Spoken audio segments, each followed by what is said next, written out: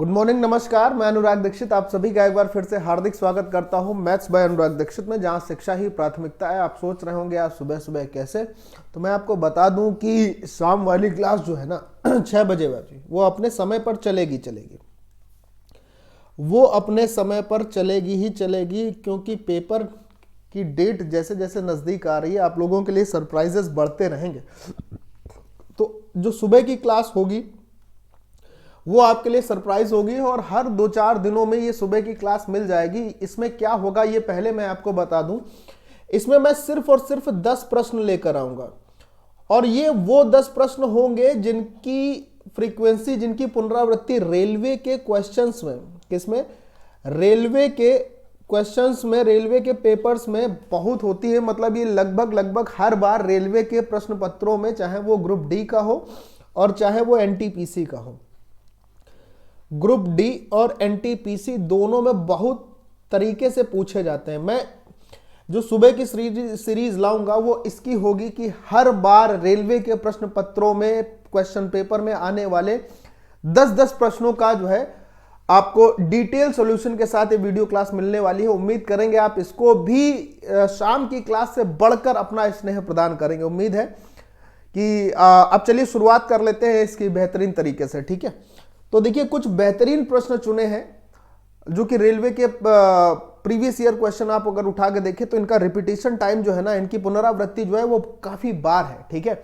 ऐसे ही प्रश्नों को लेकर चलेंगे। तो उसमें पहला प्रश्न आपका क्या है, आप देख पा रहे होंगे। ये प्रश्न रेलवे के प्रश्न पत्रों में इस प्रकार इतनी बार पूछा जाता है कि क्या ही बताया जाए। चलिए इसको पढ़ते हैं और कर लेते हैं, ठीक है भाई साहब।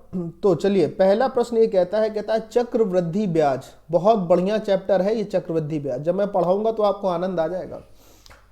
चक्रवृद्धि ब्याज की दर पर, किस दर पर, ठीक है, कोई दिक्कत नहीं है। 500 रुपए जो थे वो 3 वर्षों में 3 गुने हो गए। अच्छा जी, ठीक है।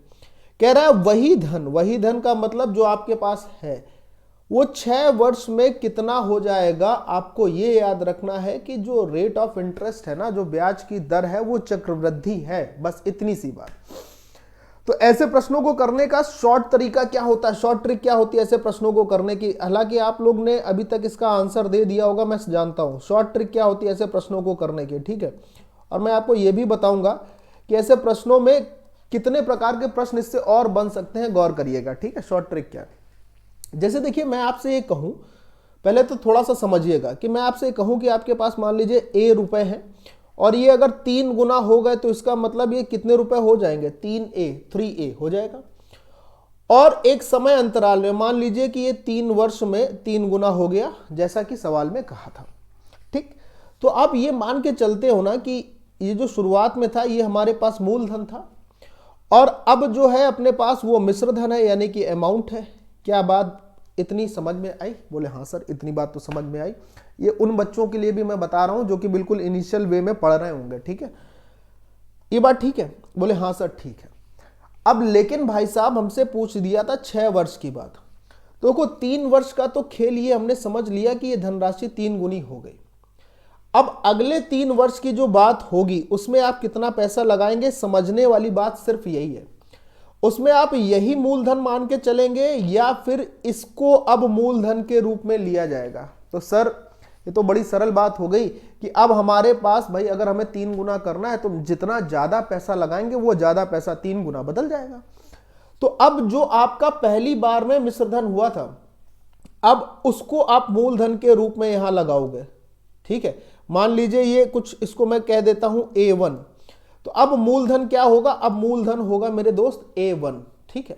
और फिर से ये अगर 3 गुना होगा, फिर से क्या होगा, 3 गुना, मान लीजिए 3A था, अब ये फिर से 3 गुना होगा तो अब ये कितना बन जाएगा, ये बन जाएगा 9A। कितना बन जाएगा, 9A, ठीक है। तो ये एक सिंपल सी बात थी। अब देखिए सवाल कितना सा सरल हो गया है। उम्मीद करते हैं आपका सभी का उत्तर आ गया होगा। ये सब काम तब करना है जब ब्याज की दर किसकी हो, चक्रवृद्धि ब्याज की। तो देखिएगा, शुरुआत में उसके पास रुपए थे भाई साहब 500 रुपए, और 3 साल का समय था, और ये 3 साल में अगर 3 गुना होगा तो कितना हो जाएगा। बोले सर 1500 रुपए। क्लियर है, स्पष्ट है? बोले हाँ सर। अब यही 1500 रुपए हम दोबारा से इन्वेस्ट कर दिया। अब इसको फिर से 3 साल का समय दिया, तो इसको फिर से 3 साल का समय देंगे तो भाई ये फिर कितने गुना हो जाएगा? बोले सर 3 गुना हो जाएगा। तो अब 1500 का 3 गुना कितना हुआ? 4500। कितना हो गया? 4500। यानी अब धनराशि जो होगी, मिश्र धन जो होगा वो कितना हो चुका होगा? बोले सर 4500। क्लियर है इतनी बात? 4500 रुपए। ठीक है, कोई समस्या तो नहीं है? बोले नहीं सर। अच्छा, एक चीज यहाँ पे ये समझिएगा कि यहाँ पर कुछ चीजें और भी पूछी जा सकती हैं। जैसे क्या पूछा जा सकता है?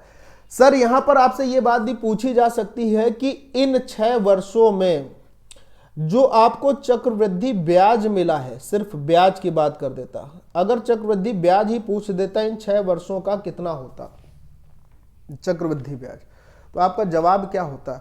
सर जी 500 रुपए तो हमारा मूलधन था, ये तो हमारे पास वो धनराशि थी जो हम घर से लेकर निकले थे कि कहीं ना कहीं लगा के अपने पैसे को आगे बढ़ाएं। और अब भाई साहब आपके पास कितने रुपए आ चुके हैं? बोले सर 4500 रुपए आ चुके हैं। तो मैं पूछ रहा हूं कि इससे आपको यहां से यहां तक आने में कुछ पैसा बढ़ गया ना? बोले हाँ सर बढ़ गया। मैंने कहा कितना? बोले सर 4000 रुपए। तो ये भी पूछा जा सकता है। ठीक है, उम्मीद कर रहे हैं कि ये बात आप प्रॉपर तरीके से समझ गए होंगे। क्लियर है क्या? कोई दिक्कत तो नहीं है? अगले सवाल पर चले। बेहतरीन सवाल, कमेंट जरूर करते रहिएगा कि सर क्लियर समझ में आ रहा है, और इस तरीके की सीरीज आपको और चाहिए या डिफरेंट चैप्टर पर आप ये बना दीजिए सबको मिक्स करने के स्थान पर, तो उसका भी आपको एक समाधान मिलेगा। उस पर भी हो सकता है कि क्लासेस मिलने लगे। ठीक है, कह रहा है, सवाल को पढ़ लेते हैं। बेहतरीन तरीका से है सवाल का, है ना? तो इसको पढ़ते हैं। कहता है एक ट्राइंगल है, एक त्रिभुज है जिसकी भुजाएं 5, 6 और 7 सेंटीमीटर हैं। अच्छा, कह रहा है इन भुजाओं के मध्य बिंदुओं को, बहुत ध्यान से समझना ये क्वेश्चन क्या कह रहा है, इन भुजाओं का जो मिड पॉइंट है, जो मध्य बिंदु है, ठीक है, इनको जोड़कर, इनको मिलाकर अगर एक ट्राइंगल बनाते हैं, एक त्रिभुज बना लेते हैं दूसरा, जो कि इसके अंदर बनेगा। कब? इनके मध्य बिंदुओं को मिलाकर। तो दूसरे त्रिभुज का जो परिमाप होगा वो क्या होगा? सेंटीमीटर में जवाब देना है। तो पहले तो आप इस सवाल की प्रकृति को समझ लो।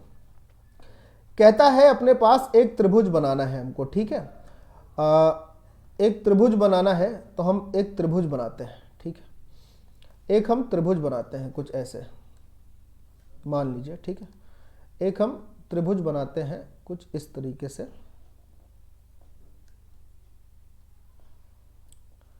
ये हमने एक त्रिभुज बना लिया, राइट? ठीक है, अब देखिए क्या कहता है। अब ये कहता है कि इसकी भुजाएं है ना, वो आपको दे रखी है। कितनी कितनी भुजाएं हैं? 5 सेंटीमीटर, सॉरी, भुजाएं हैं 5 सेंटीमीटर की, 5 सेंटीमीटर की। एक भुजा है 6 सेंटीमीटर की और एक भुजा है 7 सेंटीमीटर की। ठीक, अब आपसे कह रहा है कि अगर इनके मध्य बिंदुओं को मिलाया जाए, तो मान लीजिए इसका मध्य बिंदु यहां कहीं है, इसको ले लेते हैं। इस भुजा का मध्य बिंदु यहां कहीं, इसको ले लिया, और इस भुजा का मध्य बिंदु यहां कहीं, इसको ले लिया। ठीक, अब अगर मैं इनको मिला दूं ऐसे करके, सभी बिंदुओं को मैंने मिला दिया, ठीक है, तो मिलाने पर ये जो त्रिभुज तैयार हुआ है अंदर वाला, ठीक है, ये जो त्रिभुज तैयार हुआ, इसको मैं शेड कर दे रहा हूं ताकि आपको समझने में तकलीफ ना हो। ठीक है, ये जो त्रिभुज तैयार हुआ अंदर वाला, ये जो त्रिभुज है, ठीक है, इसी त्रिभुज का आपसे परिमाप पूछ रहा है। कितना सरल सवाल है। देखो, सबसे पहले तो मैं आपको ये बता देता हूं कि ऐसे त्रिभुज, जब ऐसा सवाल आपके पेपर में आएगा तो आपको बहुत टाइम नहीं लेना है। मैं आपको ये बता देता हूं कि जब स्थिति ये है कि मध्य बिंदुओं को मिला दिया जाए, और किसको मिला दिया जाए? मध्य बिंदुओं को मिलाकर एक त्रिभुज बनाया जाए। मध्य बिंदुओं को मिलाकर या जोड़कर, मिलाकर त्रिभुज बनाया जाए। ठीक है, त्रिभुज बनाया जाए, और उस त्रिभुज का आपसे परिमाप पूछ ले। तो ऐसे में क्या होता है कि जो भी बड़ा वाला त्रिभुज होता है, जो भी पहले का त्रिभुज होता है, ठीक, तो मैं ऐसे लिख दे देता हूं। ठीक है, तो आपको करना क्या होता है? आपको करना होता है पहले वाले, ये शॉर्ट ट्रिक होती है इसकी, त्रिभुज का परिमाप, यानी perimeter of the initial triangle, पहले वाले त्रिभुज का परिमाप बटे, अगर हम 2 कर देते हैं तो हमें नए वाले त्रिभुज का परिमाप मिल जाता है। ये होती है इसकी शॉर्ट ट्रिक। तो अब अगर आप देखो तो आपको उत्तर तो मिल गया होगा, है ना? उत्तर क्या हो गया? मिल गया होगा। कैसे सर? पहले वाले त्रिभुज का परिमाप 5 + 6 + 7, क्योंकि किसी भी ट्राइंगल का जो पेरीमीटर होता है, परिमाप होता है, वो क्या होता है? तीनों भुजाओं का योग। तो अगर मैं सबको जोड़ दूं तो 6 5 11 7 18, यानी कि नए वाले त्रिभुज का परिमाप होगा 9। ठीक। लेकिन अगर थोड़ा समझो कि ऐसा क्यों होता है, तो इसके लिए मैं आपको ये बताऊं कि ऐसा इसलिए होता है भैया कि आपने एक थ्योरम पढ़ी है, एक प्रमेय पढ़ी है कि किसी भी त्रिभुज के, ध्यान से सुनिएगा, किसी भी त्रिभुज की अगर मैं इन दोनों भुजाओं के मिड पॉइंट को, मध्य बिंदुओं को मिलाता हूं, अगर मैंने इसको मिला दिया ऐसे, ठीक, मान लो ये ए था, ये बी है, ये सी है, तो अगर मैंने इसको मिला दिया और इससे एक रेखा बना ली डीई, तो ये जो डीई लाइन बनी है ये बीसी की आधी होती, ये बात तो क्लियर है, डीई लाइन बीसी की आधी होती है। अब अगर यही ट्राइंगल एबीसी आप लेकर चलते, ध्यान से देखिएगा, तो बीसी की लंबाई कितनी है? बोले सर 7 है। तो ये आधी कितनी होगी? बोले सर आधी जो होगी वो 3.5 होगी। ये भुजा की लंबाई कितनी होगी? 3.5। क्या मेरी इतनी बात क्लियर है? बोले हाँ सर। अब देखना, अगर मैं इसका मिड पॉइंट ले लेता हूं और इसको ऐसे मिला देता हूं, DEF मान लो, तो EF रेखा जो होगी वो AB का आधी होगी, और AB कितना था? 5, तो ये रेखा कितनी हो जाएगी? 2.5, यानी कि आधी। और अगर मैं D से F को मिला दिया ऐसे करके, तो ये रेखा किसकी आधी हो जाएगी? बोले सर AC का आधी हो जाएगी, और AC कितनी थी? 6, तो ये रेखा हो जाएगी 3। अब अगर आप ऐसे भी जोड़ते ना तो भी यही आता, देख लीजिए, 3 + 3.5 और +2.5, 3 2 5 1 6, 3 2 5 1 6, और 6 और 3 कितना बनेगा? 9। तो ऐसे भी ये आंसर क्या मिलता? 9। क्लियर है? बहुत प्यारा सवाल। अगले सवाल की ओर बढ़ते हैं। देखिए क्या कह रहा है क्वेश्चन। क्वेश्चन ये कह रहा है, भाई ध्यान से देखेंगे सभी लोग, क्या कह रहा है? किसी जनपद में रहने वाले व्यक्तियों की संख्या है 64,000, यानी कि उस पूरे क्षेत्रफल में, उस जनपद में 64,000 लोग रहते हैं। ठीक है, यह संख्या 2.5% वार्षिक की दर से बढ़ रही है। कितनी दर से? 2.5%। यानी कि प्रत्येक वर्ष में, अगले वर्ष जब हम लोग इंटर करेंगे पिछले वर्ष से, तो 2.5% बढ़कर इंटर करेंगे। ठीक है, 2.5% ज्यादा होंगे। तो 3 वर्ष के बाद वहां रहने वाले व्यक्तियों की संख्या कितनी होगी? अब देखना जरा, मेरी बात बहुत ध्यान से सुनना। जब इस प्रकार का सवाल आपके पेपर में आएगा तो आप ये जो दर दी होगी, जो कि प्रतिशत में, मिक्स फ्रैक्शन में, यानी मिश्रित भिन्न में दी है, इसे आप बदलेंगे। सबसे पहला काम यही करेंगे, इसे आप बदलेंगे एक भिन्न में। किसमें बदलेंगे? एक भिन्न में, प्रॉपर फ्रैक्शन में, एक प्रॉपर फ्रैक्शन में बदलेंगे। कैसे बदलें सर? देखिए, 2 दूनी 4 और 1 5/2, और प्रतिशत हटेगा तो नीचे क्या आ जाएगा सर? 100 आ जाएगा। तो 5 एकम 5, 5 से 20 हो जाएगा, यानी ये जो भाग है ये 1/40 कहलाएगा।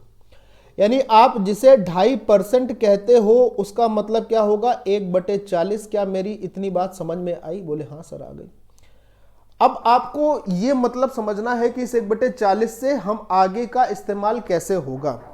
देखो, 1/40 का मतलब ये इंडिकेशन कर रहा है कि ये हमारी मूल जनसंख्या है। क्या है? मूल जनसंख्या। ठीक, और उसमें बढ़ोतरी कितनी हो रही है? उसमें बढ़ोतरी की बात की कि 1 की बढ़ोतरी हो रही है। प्लस कितना हो रहा है? बढ़ोतरी कितनी हो रही है? 1 की। अगर ये कहता घटती है तो हम ये मानते कि 1 उसमें कम हो रहा है। यानी कि अब एक चीज आपको समझना होगा कि जो जनसंख्या पहले 40 थी, अब उसमें अगर 1 की बढ़ोतरी होगी तो वो 41 हो गई होगी, है ना। यानी ये भिन्न किस रूप में बदली होगी? ये भिन्न 41/40 हो जाएगी। ठीक है, 40 तो मूल थी 41/40। क्लियर है? अब देखना मेरी भाई, समझो, जो जनसंख्या कितनी थी? 64,000। कितनी थी? 64,000। पहले वर्ष के बाद वो 41/40 हो गई। और ऐसा कितने वर्षों तक हुआ? बोले सर 3 वर्षों तक हुआ। तो यानी 3 बार हम क्या लिख लेंगे? 41/40। सर अगर 2 वर्ष होता तो हम ये 2 बार लिखते, अगर 4 वर्ष के लिए होता तो हम 4 बार लिख लेते। ठीक है, कोई समस्या नहीं ना। अब देखना भाई मेरे, कितना सरल तरीके से आप इस सवाल को आगे हल कर रहे हो। देखिए 0 0 0 3 0 से ये 3 0 का समापन हो गया, इसका काम खत्म हो गया।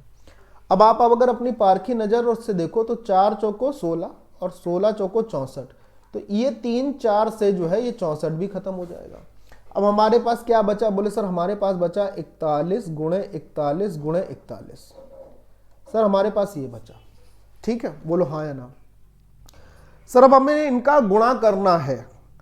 अच्छा, अगर मैं आपसे ये बोलूं कि इन सभी का गुणा करने पर इकाई में 1 आएगा तो कोई इसमें आपको आपत्ति नहीं होगी, इतनी बात तो समझ रहे होगे। इसका मतलब ये 2 ऑप्शन तो खत्म हो गए। अब बचे 2 ऑप्शन जिसपे हमें चेक करना है। तो इन 2 ऑप्शन में चेक करने के लिए हम इसमें लगा लेंगे DS, यानी कि डिजिट सम। बोले सर डिजिट सम? हमने कहा यस। तो 4 और 1 5, फिर 4 और 1 5, और फिर 4 और 1 5। तो 5 पचम 25, पंचे 125, और 125 का डिजिट सम 5 2 7 और 1 8। यानी कि इन दोनों में C और D में वो ऑप्शन उत्तर होगा जिसका डिजिट सम 8 आ रहा हो। देखें 9 को काट दीजिए, 6 2 8, 1 9 खत्म हो गया, 8 बचा। 9 काट दीजिए, 6 2 8 और 1 9, यहां पर 7 बच रहा है, यानी D भी खत्म। सही जवाब क्या हो जाएगा? Option number C correct answer, क्योंकि C ऑप्शन ही ऐसा है जिसका डिजिट सम 8 आ रहा है। तो आप अपनी कैलकुलेशन भी बचा सकते हो, ठीक है, और गलत होने की जो आपकी संभावनाएं हैं भाई वो भी कम हो जाएंगी। बोलो ठीक है, कैलकुलेशन भी कम होगी, गलत होने की संभावनाएं भी कम होंगी। अगला सवाल देखें, बहुत सुंदर। नेक्स्ट क्वेश्चन देखिए क्या कह रहा है। थोड़ी सी यार चाय पी ले। वाह वाह। अगला क्वेश्चन ये कह रहा है 6 सेंटीमीटर, ध्यान से देखना, 6 सेंटीमीटर भुजा का शीशे का एक घन पिघलाया जाता है, मेल्ट किया जाता है। एक ऐसा क्यूब मेल्ट किया जाता है जिसकी साइड कितनी है? 6 सेंटीमीटर की। उससे फिर 27 बराबर घन बनाए गए, तो नए घन की भुजा क्या होगी? ये प्रश्न बहुत पूछा जाता है, मैं आपको कुछ समझाऊंगा इसमें, बहुत ध्यान से देखना, ठीक है। बोले सर क्या? मैंने कहा देखो, तो मैं आपसे अगर ये कहूं कि किसी घन की अगर भुजा A है तो उसका आयतन क्या बनेगा, उसका वॉल्यूम क्या बनेगा? आप कहोगे ना सर A क्यूब, यानी भुजा का क्यूब बनेगा कि नहीं? बोले हाँ सर। अच्छा ये बताओ कि अगर मैं आपसे ये कह देता कि किसी घन की भुजा 6 है, जैसे इसमें कहा है, तो इसका आयतन कितना बनेगा? बोले सर 6 का क्यूब, और 6 का क्यूब होता है 216। यानी कि आपके पास एक ऐसा घन था जिसका आयतन 216 सेंटीमीटर क्यूब आ रहा था, ठीक है। अब इसको उठाया और आग की भट्टी में डाल दिया पिघलाने के लिए। तो जब ये आयतन पिघला तो क्या आयतन पिघला? बोले सर 216 सेंटीमीटर का आयतन पिघला। और इस आयतन को पिघलाकर कितने घन बनाए गए? बोले सर 27 घन बनाए गए। तो मैंने कहा इस 216 से 27 घन आपने बनाए, तो उस 27 घन में हर एक घन का आयतन कितना होगा हमें नहीं पता है, हमें नहीं पता है। 27 घन बनाए, तो जब नहीं पता है कि प्रत्येक घन का आयतन क्या होगा तो हम ऐसे करते हैं 27 से डिवाइड कर लेंगे, यानी हमें यह पता चल जाएगा सर जो नए 27 घन बने हैं उनमें से प्रत्येक का आयतन जो होगा 8 सेंटीमीटर क्यूब होगा हर घन। क्यों? क्योंकि ऐसे बराबर घन है, समान घन है, कहा भी है सवाल में है। अब अगर किसी घन का वॉल्यूम यानी कि A क्यूब आपके पास दिया है 8 सेंटीमीटर, तो उसकी भुजा क्या होगी? तो आप यही तो कहोगे ना क्यूब रूट ऑफ 8, यानी 8 का जो घनमूल होगा अर्थात 2, तो उस घन की प्रत्येक भुजा कितनी हो जाएगी? 2 सेंटीमीटर। ऑप्शन सी सही जवाब होगा इस सवाल का। क्लियर? सरल था, मजा आई। नेक्स्ट क्वेश्चन आता है, देखिएगा बहुत ध्यान से। चोर पुलिस के सवाल भी पेपर में बहुत पूछे जाते हैं, और इस प्रकार के सवालों का तो मतलब एक अपना अलग ही लेवल है। ये तो ऐसे पूछ दिए जाते हैं जैसे बिल्कुल घर के सवाल हो, ठीक है। पढ़िए पढ़िए, और सभी लोग कमेंट जरूर करते रहना। पढ़िए। कह रहा है कि एक पुलिस 200 मीटर की दूरी पर भागते हुए एक चोर का पीछा करना शुरू करती है, कर रही है, यही बहुत बड़ी बात है, ठीक है। चोर एवं पुलिस की जो चाल है ना वो क्रमशः 10 और 11 किलोमीटर प्रति घंटे है। 6 मिनट के बाद चोर व पुलिस के बीच में की जो दूरी होगी वो क्या होगी? बहुत ध्यान से सुनना, मजा आएगी। भैया यहां पर हमने मान लिया चोर है और यहां पर हमने ले लिया कि ये हिस्सा जो है, ये कोना जो है पुलिस का है। बहुत ध्यान से देखना भाई, आपको मजा आएगी। अच्छा, इन दोनों के बीच की दूरी है 200 मीटर, है ना। अब हुआ ये कि अब देखा चोर ने कि भाई साहब पुलिस उस कोने में खड़ी है, चाय पी रही है, मौका पड़ेगा निकल लो चुपचाप पतली गली से। तो भाई चोर ने देखा पुलिस को और चोर ने इस तरफ भागना शुरू कर दिया। अच्छा ये बताओ, जैसे ही चोर भागना शुरू किया पुलिस ने देखा अरे ये क्यों भाग रहा है भाई, चाय फेंकी, तो पुलिस दूसरी दिशा में भागेगी। जैसे चोर इस दिशा में जा रहा है तो पुलिस इस दिशा में जाएगी, चोर का पीछा करेगी तो सेम डायरेक्शन में जाएगी। बोले सर पुलिस भी उसी दिशा में जाएगी जिस दिशा में चोर भाग रहा है अमूमन, है ना। ठीक है, अब बोले सर अब क्या, अब तो सवाल खत्म हो गया। कैसे सर, चोर भाग रहा है 10 किलोमीटर प्रति घंटे की रफ्तार से और पुलिस ने उसका पीछा किया है सर 11 किलोमीटर प्रति घंटे की रफ्तार से। क्या बात है। तो आप बड़ी आसानी के साथ और बहुत श्योर होकर ये कह सकते हो कि सर जो पुलिस है वो चोर को हर एक घंटे में 1 किलोमीटर तो पीछे कर ही देगी। क्योंकि अगर मैं इन दोनों की सापेक्ष गतियां लूं तो उसका अंतर 1 किलोमीटर ही आएगा 1 घंटे के हिसाब से। आएगा या नहीं आएगा? बोले सर आएगा। ठीक है, गौर करिएगा। तो इसका मतलब 1 घंटे का मतलब क्या होता है 60 मिनट, और 1 किलोमीटर का मतलब क्या होता है 1000 मीटर। सर ये मीटर में आप क्यों लिख रहे हैं? क्योंकि भैया मेरी एक नजर ऑप्शन पे भी है, मैंने देखा सारे के सारे ऑप्शन मीटर में है। अब अगर पुलिस जो है 60 मिनट में 1000 मीटर पीछे करती है चोर को, तो आपसे कह रहा है 6 मिनट के बाद, सिर्फ 6 मिनट के बाद चोर एवं पुलिस के बीच की दूरी क्या होगी। अच्छा अभी दूरी कितनी थी भाई साहब 200 मीटर। अब 6 मिनट के बाद, तो ये बताओ अगर मैं 60 को 6 में बदलना चाहूं तो मुझे क्या करना होगा? कोई कठिन बात तो नहीं पूछी ना सर। अगर आप 60 को 6 में बदलना चाहेंगे तो आपको इसमें 10 से विभाजन करना पड़ेगा, तो मजबूरी बस इधर भी करना पड़ेगा। तो भाई 6 मिनट में दूरी कितनी बन जाएगी सर 100 मीटर बन जाएगी। कितने मीटर? 100 मीटर। तो बस यही आंसर हो गया कि 6 मिनट के बाद चोर और पुलिस के बीच की दूरी कितनी रही होगी? बोले सर 100 मीटर रही होगी, और यही सवाल का जवाब है। कितना सरल था। क्या ये सब लिखने की आवश्यकता थी इसमें? नहीं थी ना। आइए अगला देखते हैं। चलिए पढ़िए। टाइम और वर्क से भी सवाल अच्छे पूछे जाते हैं। उम्मीद करेंगे आप लोग देख रहे होंगे और अच्छा जवाब देंगे। ठीक है, पढ़े। ठीक है, 2 आदमी और 1 औरत मिलकर किसी काम को 14 दिन में करते हैं। बहुत ध्यान से देखते चलिएगा। 2 आदमी हैं और इनके साथ 1 महिला है, और अगर ये किसी काम को करते हैं तो इन दोनों लोगों को 14 दिन लगते हैं उस काम को करने में। ठीक है, अच्छा जी। जबकि 4 औरत और 2 आदमी उसे 8 दिन में पूरा करते हैं। उसे मतलब जितना काम इनके द्वारा हो रहा था उसी काम को। कौन कौन? 4 महिलाएं और इनके साथ 2 आदमी इसी काम को मिलकर 8 दिन में पूरा करते हैं। तो काम अगर बराबर है तो हमने बराबर लगा दिया। बोलिए कोई तकलीफ तो नहीं है? बोले सर बिल्कुल नहीं है। मैंने कहा आप सब ध्यान देना।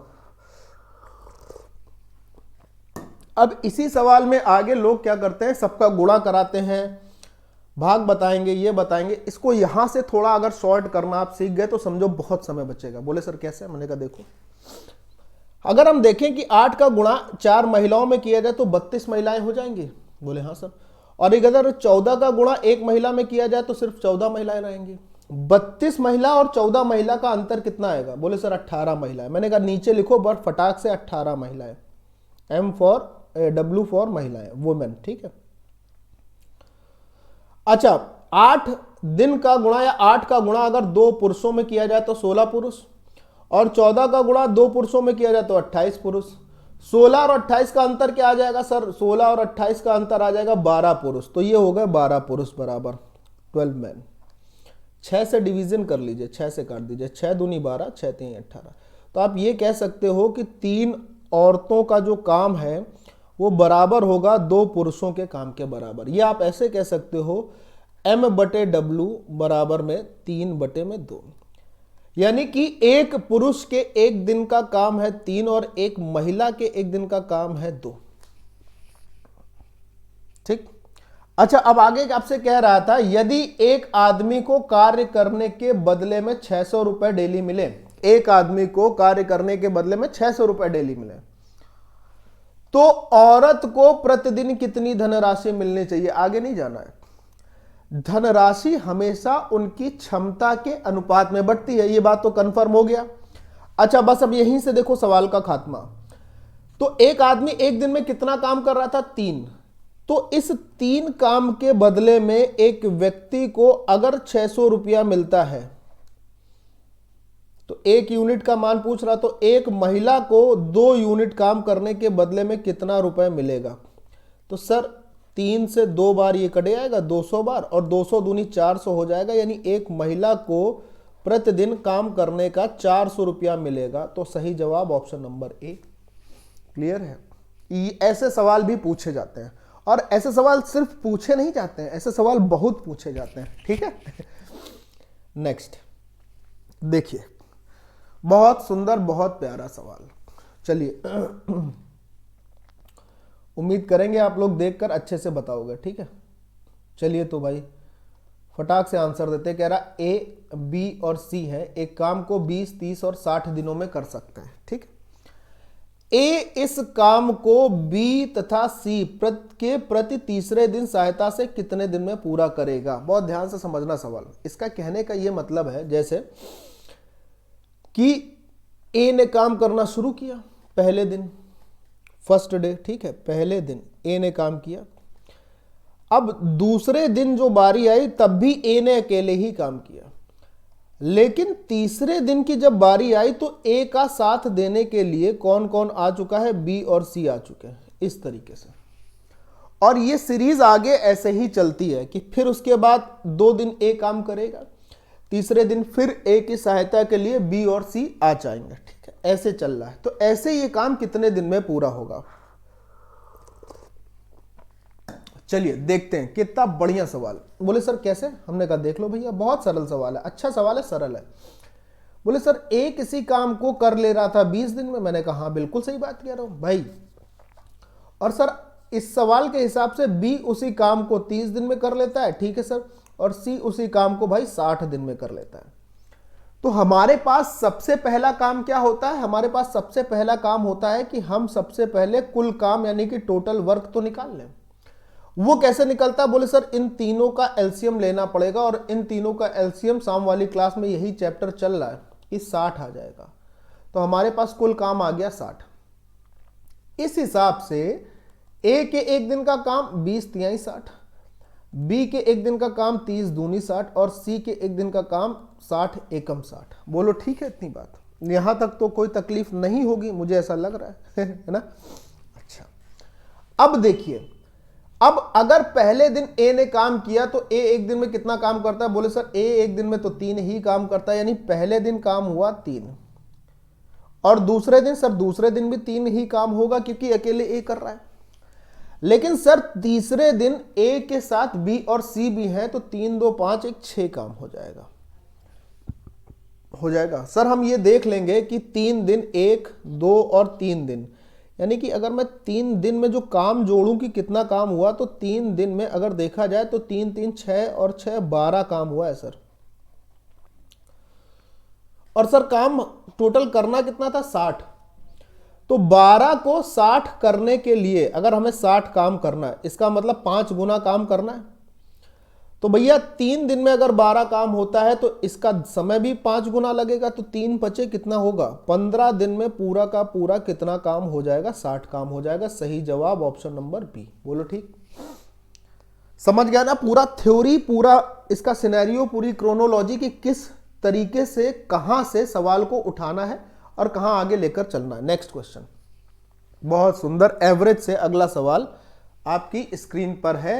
ये वो सवाल है जो धड़ल्ले से आते हैं, इस प्रकार से जैसे रेलवे इनके घर का एग्जाम हो। ठीक है, चलिए देखिए, बताइए क्या कह रहा है। एक नाव में 55 केजी के एक कर्मी के स्थान पर एक नया कर्मी लाने पर उस नाव के कर्मियों का औसत भार 1/3 केजी बढ़ जाता है। वाह भाई वाह। ठीक है, तद अनुसार उस कर्मी का भार कितना है। मेरी बात बहुत ध्यान से सुनना, ठीक है। मान लीजिए ये एक नाव है, ये एक नाव है, इसमें 12 लोग सवार हैं। कितने लोग सवार हैं? 12 लोग हैं, ठीक। ये नाव है, इसमें 12 लोग हैं। अब एक व्यक्ति इसमें ऐसा है जो ज्यादा खुड़ कर रहा था, तो उससे कहा गया भाई तुम यहां से निकलो, इसको बाहर कर दिया गया एक कर्मी के स्थान पर। एक कर्मी जिसको बाहर किया गया उसका वजन है भाई साहब 55 केजी।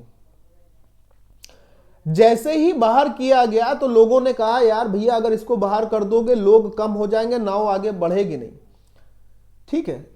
तो इसमें क्या हुआ कि इसकी जगह एक दूसरा व्यक्ति आ गया, ठीक। अब जब दूसरा व्यक्ति आया, जो आया है, समझना, उसने क्या किया है, सभी 12 के 12 लोगों का जो वेट है, सभी 12 लोगों का वेट 1/3 केजी से सबका बढ़ा दिया, यानी सबका भार 1/3 1/3 1/3 1/3 बढ़ा दिया, जिसका जितना था एवरेज। तो अगर 12 लोगों का वेट 1/3 के हिसाब से बढ़ेगा, यानी टोटल जो बढ़ जाएगा वो 4 केजी बढ़ जाएगा। अच्छा ध्यान से सुनना, इसको जिसको बाहर किया गया था इसका वजन कितना था? 55 केजी, और जो आया है उसके विषय में कुछ नहीं पता है। तो हमें ये तो जानकारी है कि भैया हमें ये 55 केजी तो यहां पे रखना ही रखना है, ये तो होगा ही होगा, और जितना वजन इसने सबका बढ़ा दिया है उतना इसका ज्यादा होगा, तभी ये बढ़ा पाएगा। तो आने वाले व्यक्ति का जो वेट होगा वो कितना होगा? 59 केजी। तो सही जवाब ऑप्शन नंबर डी। यही इसमें पूछा था, सिर्फ इतना ही करना होता है। अगर ये वेट जैसे यहां पर कम होता है, यहां पर क्या होता है, किसी व्यक्ति के आने और जाने से वेट कम हो जाए तो यहां उसको हम घटा लेते, क्योंकि बढ़ा है इसलिए हमने जोड़ा है, ठीक है। ये तब होगा जब लोगों की संख्या बराबर रहे, एक जाए तो एक उसकी जगह आ जाए, 2 जाए तो 2 उसकी जगह आ जाए। जब एवरेज में शाम वाली क्लास में पढ़ाऊंगा, सारे के सारे कॉन्सेप्ट पर सवाल कराऊंगा। अगला सवाल देखिए, ये सवाल भी रेलवे के फेवरेट क्वेश्चंस में है, ठीक है। 581 रुपए को ए बी सी के बीच में इस रेशियो में बांटा गया, तो ए और बी के हिस्से का अंतर क्या होगा? अब जानते हो ऐसे में समस्या क्या होती है, कुछ बच्चों को पैनिकनेस की बीमारी होती है। जैसे ही उन्हें देखा, उन्होंने ये पढ़ा कि सर अगर ये अगर साधारण अनुपात में होता तो हमारे लिए बड़ा सरल हो जाता, ये तो भिन्न वाले अनुपात में दे दिया सर जी, अब आता हुआ सवाल चला गया। नहीं, इसको सरल कर लो। कैसे? ये जो अनुपात दिया गया है 1:4 बटे 1/4 अनुपात 1/5 अनुपात 1/7, इसको अगर हम साधारण रेशियो में कन्वर्ट कर लें तो हमारा जो है साधारण अनुपात में बदलना होगा, तो हमारा ये सवाल बड़ा सरल हो जाएगा। बोले सर साधारण अनुपात में कैसे बदलें? हमने कहा कि ये जो 3 संख्याएं, 3 अंक आपको नीचे दिख रहे हैं, इनका एलसीएम ले लो तो 7 पने 35, 35 और इसका एलसीएम क्या आ जाएगा? 140, अगर आप चाहो। बाकी अगर आप 70 से करना चाहो तो ये संभव नहीं होगा, क्योंकि एलसीएम ही 140 आएगा। बोलो ठीक है सर, एलसीएम 140 आ गया, ठीक है इन सभी का। अब बस भाग देना चालू कर लो। तो 140 का 1/4 हिस्सा क्या होगा? बोले सर 35। तो पहला अनुपात जो 1/4 दिख रहा था वो 35 में कन्वर्ट हो गया। दूसरा 1/5, 5 दूनी 10, 5 अट्ठे 40, और तीसरा 20। तो अनुपात अब आपके पास बड़े साधारण से आ गए, 35, 28 और 20। अब इसमें जो कुल धनराशि बांटी गई थी वो थी 581 रुपए की। तो इसका मतलब इन तीनों का जो योग है वो 581 के बराबर है। कितना होगा योग?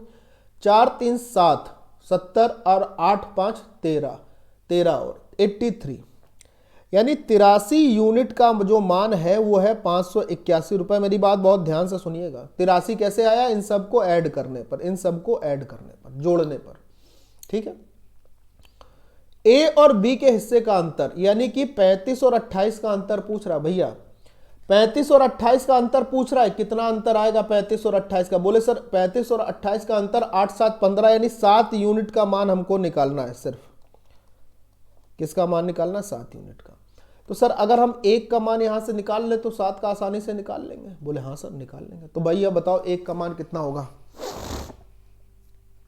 जल्दी से बताइए भाई। देखो इसका इकाई का अंक 3 है और इसका इकाई का अंक 1 है, तो ऐसा कौन सी संख्या आपके दिमाग में आती है जिसका आप 3 में गुणा करिए तो वो इकाई में 1 दे दे, 7 तिहाई 21, इसका मतलब ये इससे 7 बार में कटेगा। तो अगर 1 यूनिट का मान जो है वो 7 आ गया है तो 7 यूनिट का मान कितना होगा, कौन बताएगा? 7 गुणे 7, यानी कि दोनों के बीच का जो अंतर होगा वो कितने रुपए होगा? 49 रुपए। क्या बात सही है? ऑप्शन नंबर सी सही आंसर, बोलो ठीक है, क्लियर है। नेक्स्ट, बहुत ध्यान से ये सवाल नंबर सिस्टम में मैंने अभी शाम को 6 बजे वाली क्लास में पिछले उसमें कुछ कराया था, जिसमें मैंने आपको सम गुणनखंडों की संख्या निकालना, विषम गुणनखंडों की संख्या निकालना, कुल गुणनखंडों की संख्या निकालना और अभाज्य गुणनखंडों की संख्या निकालना, सब कुछ बताया था। ठीक है, आप एक बार अगर गणित शाम की 6 बजे वाली क्लास में पूरी पढ़ लेते हैं, मुझसे पेपर से पहले करा दूंगा, तो आपका सवाल गलत नहीं होगा, इस बात की गारंटी लिख के देता हूं।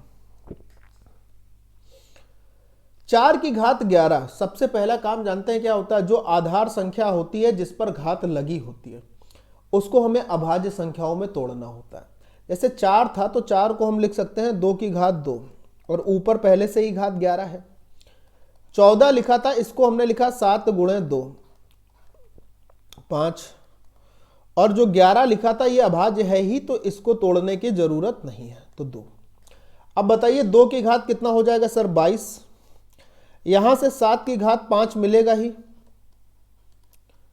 और गुणे में क्या मिलेगा? 2 की घात 5, फिर यहां से मिलेगा 11 की घात 2। अब आप ये देख पा रहे होंगे जितनी भी आधार वाली संख्याएं हैं, चाहे ये हो, चाहे ये हो, ये हो और ये हो, ये सब अभाज्य हैं, सब प्राइम है कि नहीं है? बोले हैं सर। अब बस जब आपको अभाज्य गुणनखंडों की संख्या निकालनी हो, when you have to find out the number of all prime factors, तो आप सारी के सारे जो ऊपर नंबर लिखे हैं उनको जोड़ दीजिए बस, यानी कि 22 + 10 और +2, तो कुल अभाज्य गुणनखंडों की संख्या कितनी हो जाएगी? 34 is the right answer. Option number A के साथ सभी को जाना होगा। ठीक, तो ये थे आपके आज के 10 क्वेश्चन जो कि रेलवे की परीक्षाओं के लिए बेहतरीन थे और हर बार रिपीट होते हैं। तो बस आपको ये भी क्लास अच्छी लगी है तो सुबह की एक ये एडिशनल क्लास है। बाकी आप सभी को मैं ये बताना चाहूँगा कि शाम को डेली 6 PM पर, शार्प 6 PM पर आपके मैथ्स की क्लास होती है डेली, जिस पर मैं यूथ की बुक का सोल्यूशन आपको पूरा करा रहा हूँ, एक एक क्वेश्चन के साथ, हर प्रकार के क्वेश्चन के साथ। और ये दोनों के लिए ग्रुप डी और NTPC के आए हुए प्रीवियस ईयर पर आधारित सारे के सारे प्रश्न आपको कराऊंगा। उम्मीद है कि क्लास आपको पसंद आई होगी और शाम की 6 बजे वाली क्लास भी आप पसंद करेंगे। और सभी की PDF के लिए आप हमारा Telegram channel math by Anurag Dikshit join कर सकते हैं और चैनल को लाइक, शेयर और सब्सक्राइब करना ना भूलें। जितने भी नए दोस्त अपने साथ चैनल पर जुड़ते हैं, मुझे आप सभी के सहयोग की भरपूर ज़रूरत है। हाथ जोड़ के मेरा निवेदन है, प्लीज़ चैनल को सब्सक्राइब करिए। Thank you, bye bye, take care and जय हिंद।